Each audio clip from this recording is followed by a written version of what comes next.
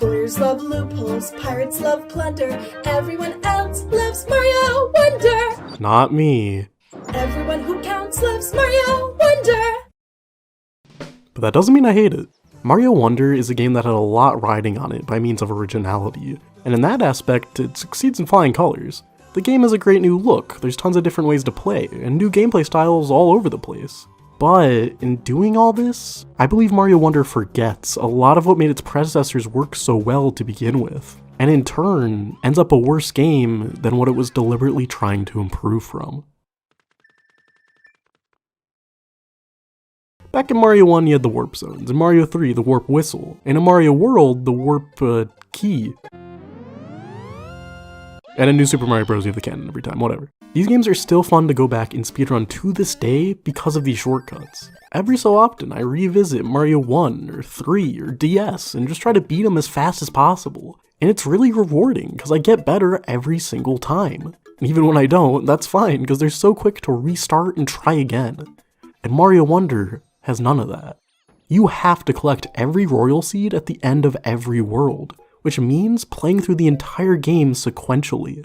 There are lots of optional levels you can skip, but in order to reach those credits, you still have to play through what is basically the entire game. I can't just pop this one in and beat it in 30 minutes. This is now a commitment.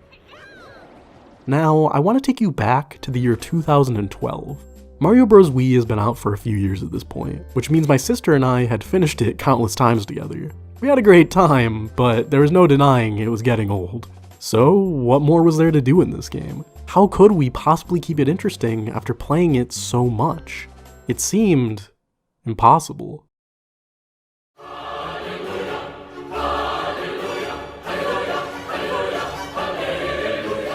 We made a score sheet. I am not making this up. We actually did this. I would play these levels and write down my best times in the sheet of paper. I'd then leave that paper near the Wii for my sister to find, and then I'd get back later to see if she had beaten them or not. This was real, and it was fantastic.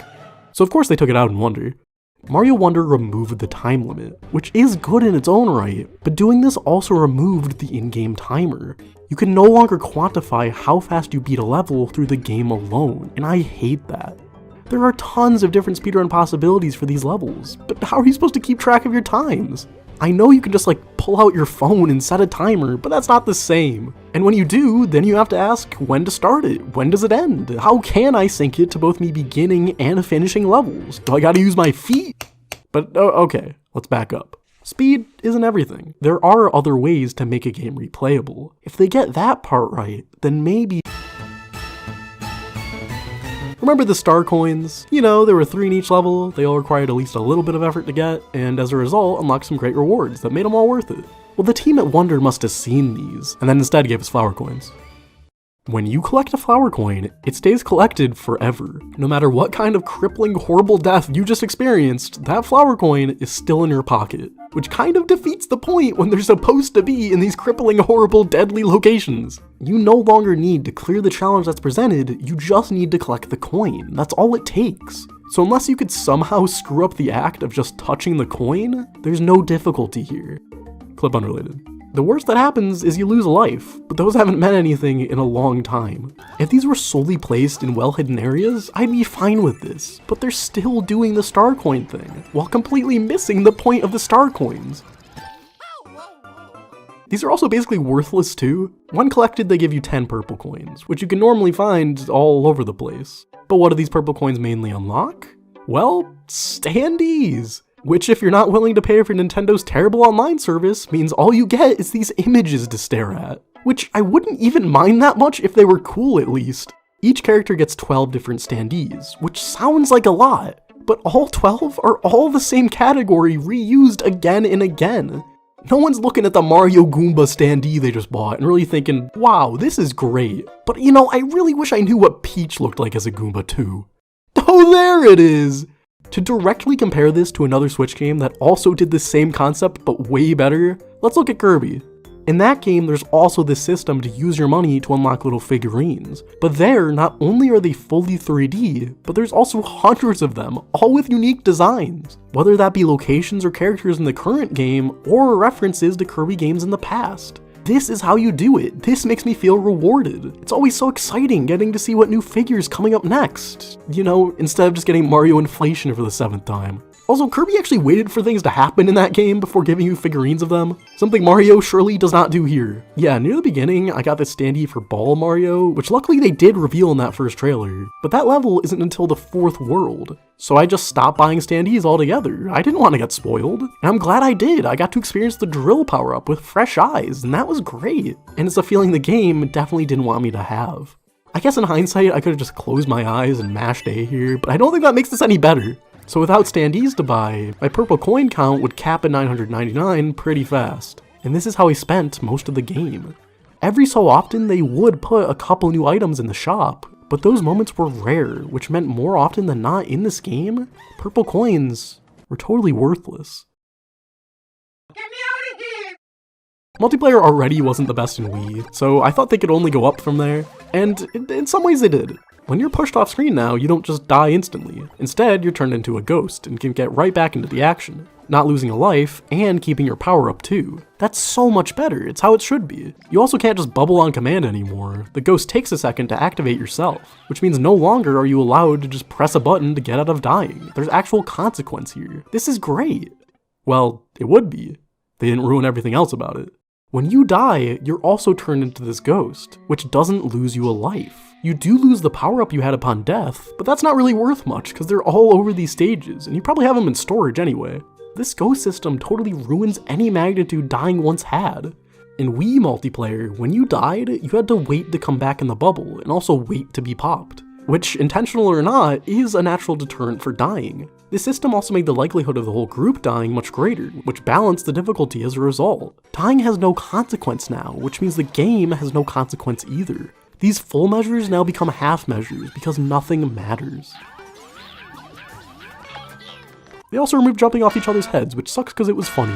You know, it's another change I do get, but again, why not let us have the option? Like the stupid crown icon, why is this not optional to see? This ruins whole challenges, you could see that in the first trailer. I don't know why they kept it like this. Though I don't like the system behind it either, to be fair. By having the camera focus on only one person, it makes everyone else feel irrelevant. In Wii, the camera went with whoever was furthest, and that worked well. The game felt more equal, everyone had the same impact on the stage. In Wonder, if you don't have that crown, who even are you? They're bad. Now this is something that's never been done for this series. Progression is no longer solely linked to completing each stage, you now also have to collect Wonder Seeds. This is a system directly lifted from 3D World with the Green Stars, which I think did this concept a lot better. In that game, Green Stars were collected by completing smaller challenges in the levels themselves. This in turn gave the levels a lot more depth and reason to be thoroughly explored. In Wonder, you don't get the seeds through exploring the level design, you get them through just playing the level. You're given one for completing the stage, and one for completing the Wonder Flower section. Two things I think most players are gonna do. The only time seeds are granted for actually beating challenges are these little optional levels, which, okay, this can work too, but most of these levels are terrible. They range from downright stupid to just needlessly monotonous. Some are kind of fun, like the bad challenges were sort of neat, but so many are just nothing that it makes me question why. If these were integrated into the levels normally, I don't think I'd even care. But sitting through a whole set of loading screens just to play this? Does not feel like my time is being well spent. I get that every girl needs her break time, but why have these? They track down the experience. If I wanted break time, I would just stop playing the game. Luckily you can skip most of them, but this just makes Wonder Seeds totally superfluous. Why do I get one from just beating a level normally? There's nothing unique about that. Why is it worthy of this new reward? And of course I'm going to use the Wonder Flower. That's this game's selling point. You'd have to be crazy not to. Maybe if the Wonder Flowers were harder to get, I'd understand, but they're not. I could think of maybe 2 instances where they could easily be missed, but that's it. I don't get why they included these seeds. All they do is gate progress, and don't encourage actual engagement within levels at all. In fact, I'd say they do the opposite. Wonder Seeds take you out of whatever Wonder Effect you were in, so whenever I'd see one, I'd immediately feel dread. They don't feel like a reward, they feel like an end to the fun. Never before have I played a game where I don't want to collect the collectible. How do you even do that? Whoever made Yoshi this game's easy mode when Nabbit is also literally right there deserves to be drug out into the street and shot. All I'm trying to say with this video is that I think Mario Wonder could have been a lot better in a lot of places. I love what they did with the art style and presentation, but I think gameplay wise this was a major step down. I'm glad they tried to be different with this one, I really am, but I'd much rather have a better game, which is why I'll continue looking towards the past. Because I respect you, Mario Wonder, but that doesn't mean I like you.